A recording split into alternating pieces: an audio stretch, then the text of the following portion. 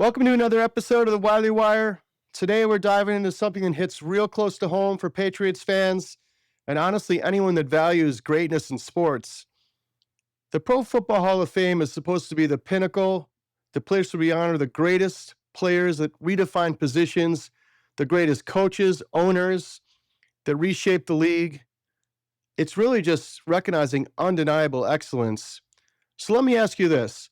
What does two figures that were central to the most successful era in modern NFL history, that included 6 Super Bowls and 10 Super Bowl appearances, why aren't they unanimous locks for the Hall of Fame?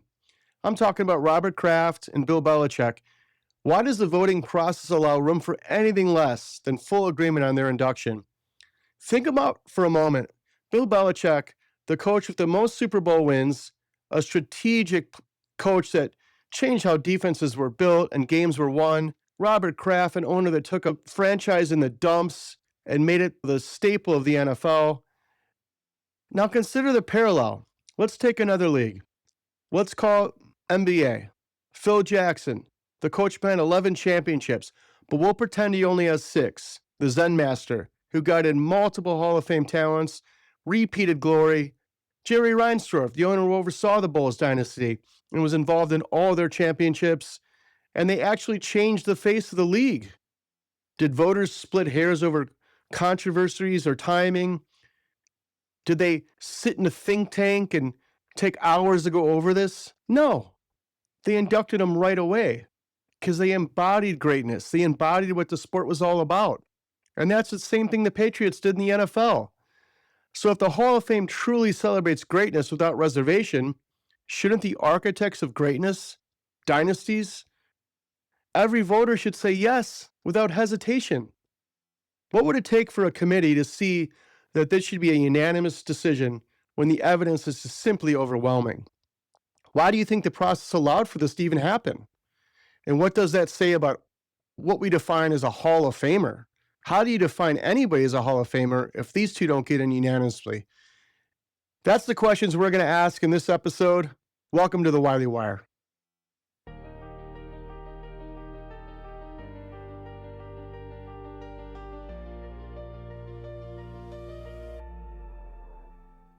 Welcome back to the Wiley Wire. Robert Kraft, Bill Belichick, 2 of the most dominant figures in modern NFL history, neither one of them in the Hall of Fame. Let that sink in for a second. Belichick has 6 Super Bowls as a head coach. Robert Kraft has 6 Super Bowls as an owner and 12 Super Bowl appearances. A franchise that literally went from a laughingstock to a dynasty blueprint. What are these voters thinking? Oh, no, maybe next year? So today we're going to break down the question everybody's asking. What is going on with the NFL Hall of Fame? Are they punishing greatness? Is there some under the table bias we don't know about? We're going to break it down piece by piece. The first argument, the case for putting them in immediately. How many people in the history of this league have won 6 Super Bowls as a head coach? 1. His name is somewhere in a hoodie, probably refusing to talk to the media, which could have played a role. How many owners have taken a laughingstock franchise, built a new stadium, turned it into one of the most valuable sports properties on earth, and then won 6 rings along the way? Again, 1. If the Hall of Fame is supposed to honor the best, the people who changed the game, shifted the power structure, and set the standard for what winning looks like, then how do you leave these 2 guys out? That's the clean version of the argument. That's the reason we don't need a think tank for this. They automatically got to be put in. But let's go over the counterclaim. It's actually hilarious, but I'm going to cover it. It's hard for any of it to stand upright, but they point to Spygate, they point to Deflategate, they point to culture of cheating, narratives that's been weaponized for years. They say, well, if you cheated to get those rings, do they really count? And then, they throw Kraft under the bus for that 2019 situation, even though all the charges were dropped, the massage parlor thing, even though there was 0 criminal conviction, they still whisper it as some type of counterclaim of why he shouldn't be in. Belichick's an old grumpy old man who hates the media. Neither one of them are warm and cuddly. That's the argument? Think about that. They were great. But let's pretend that great stuff didn't happen or it wasn't that good. But here's a different angle.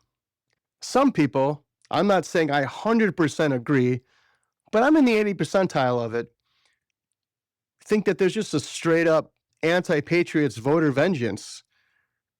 Think about who gets the vote. You have longtime media writers from NFL cities, a lot of ex-GMs, people that spent 20 years getting embarrassed by the Patriots. You really think there aren't some voters sitting there thinking, I'm going to let that bastard Belichick wait another year? Or there's some people saying, I can't let someone in on their first year. And then you got to ask yourself, is Brady going to get in right away? This is ridiculous. I'm asking all my listeners today, if you had Hall of Fame votes tomorrow, would you put Belichick in right now? Yes or no? And why? My answer is yes. It's an easy pick for me. 6 Super Bowls. How do you debate that? Secondly, would you put Kraft in? My answer is yes. 12 Super Bowl appearances, 6 Super Bowls, took a franchise in the dumps and turned them into an absolute iconic franchise in NFL history. No brainer. And third, do you think Hall of Fame voters are punishing the Patriots or protecting the integrity of the institution? My take is they're absolutely destroying the institution.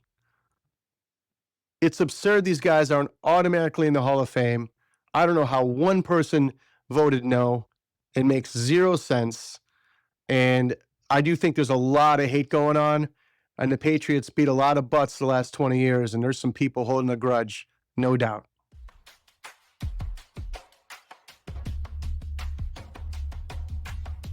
Welcome back to the Wiley Wire. Segment 2, we're going to break down the Sunday night Super Bowl 60 at Levi Stadium in Santa Clara. We're staring down a rematch that feels destined. The Seahawks, the Patriots, 11 years after the gut-wrenching goal line interception, the last time these two teams met in the Super Bowl, it flipped the script on Seattle's dynasty hopes. Here we are again. Both teams are 14-3, both top seeds, both having clawed through their conferences. But let's be real. For the Patriots, this isn't just another game. This is the biggest test of the playoffs. Why? When they face the Broncos with a backup quarterback that hasn't played in 2 years, their journey is a little bit easier than the Seahawks. Listeners are curious how a post-Brady era team with a rising star like Drake May got here, but why Seattle's elite defense might be the ultimate factor. So let's take a look at New England. The scrappy wins they had, they overcome injuries, and they've been leaning on a young quarterback's arm and his legs. And he's had some shaky playoff moments, some lower completion rates, some turnovers, and he has a shoulder that's nagging him. So this is going to be tough. And what Seattle brings on that front, they're loaded with depth guys. Ernest Jones making plays, Devin Witherspoon. This matchup is going to be a huge test for the Patriots because they had room for error against the Broncos because the Broncos were doing nothing on offense. They're going to have zero room for error in this game. Let's look at the odds in Vegas. Seattle are the favorites, around 4.5 to 5.5 spread. The money line's at 238. Over under, they're sitting at 45.5. What does it tell us? A defensive grind, perhaps short fields deciding if Seattle avoids mistakes. But for New England, the underdog, it's always been fuel, but they're going to be in a more hostile crowd in California. A lot of Seattle fans are going to be there, a lot closer than New England. And let's zoom in and look at New England's legacy. You got the 12th Super Bowl appearance by Robert Kraft. They have 6 Super Bowl wins. He's looking for his 7th.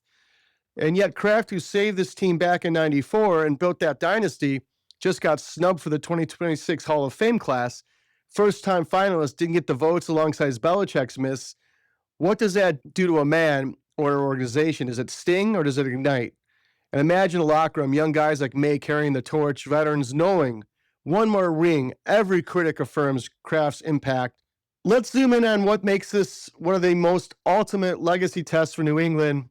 They already have 6 Super Bowls. This is Robert Kraft's 12th appearance as owner. If he wins his game, he will cement his organization as the greatest in football history. We saved this team back in '94.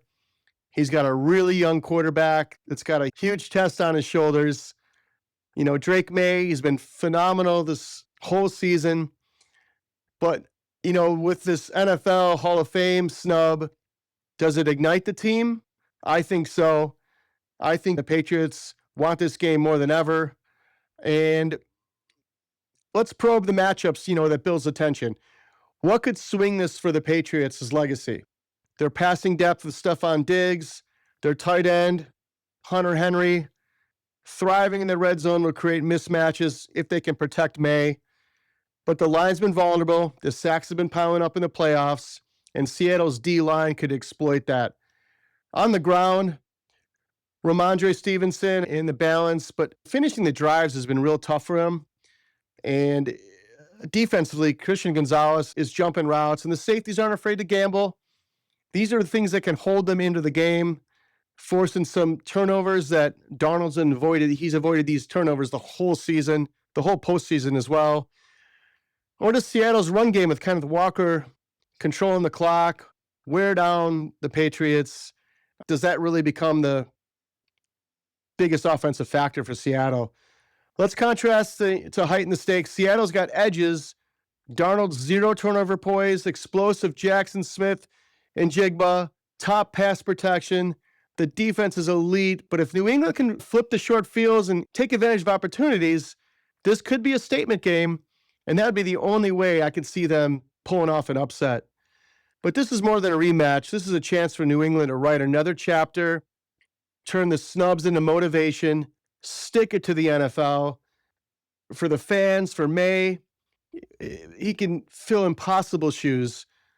So what's your take? Does New England rise and take advantage of this legacy moment with a young quarterback?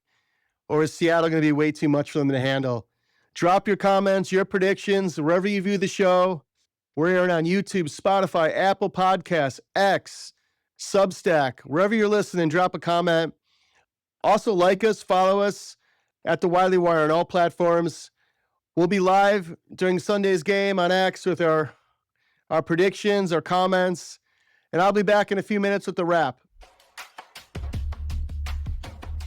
That's a wrap of episode 9 of The Wiley Wire. So I'm picking the Seahawks.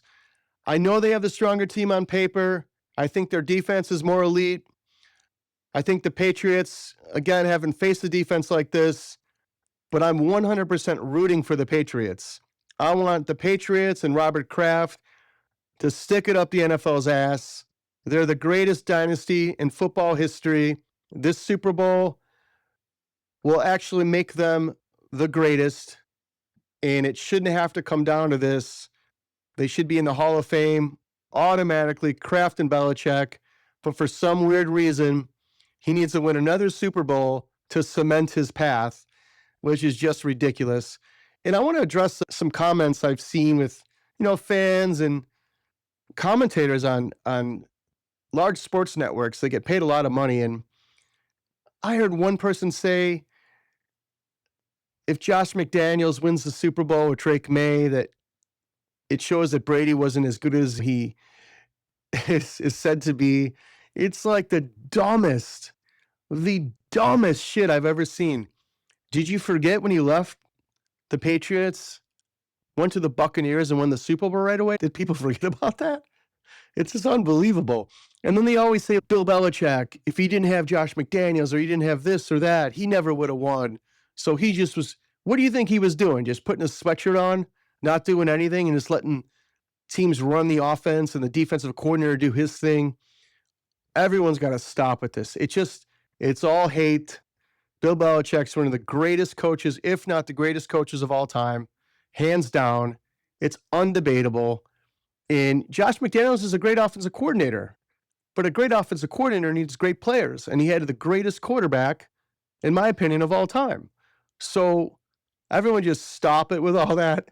I can't even listen to it anymore. And I can't believe networks pay people to throw that shit out there because it's ludicrous. But also, next week's episode on Tuesday, we're going to cover men's Olympic hockey, the top 3 countries' rosters, what NHLers are playing, who got snubbed. There's a couple guys I wish were playing. I'm glad Crosby's on the Canada roster. That's going to be exciting. But thanks for watching and staying wired. We'll see you next Tuesday.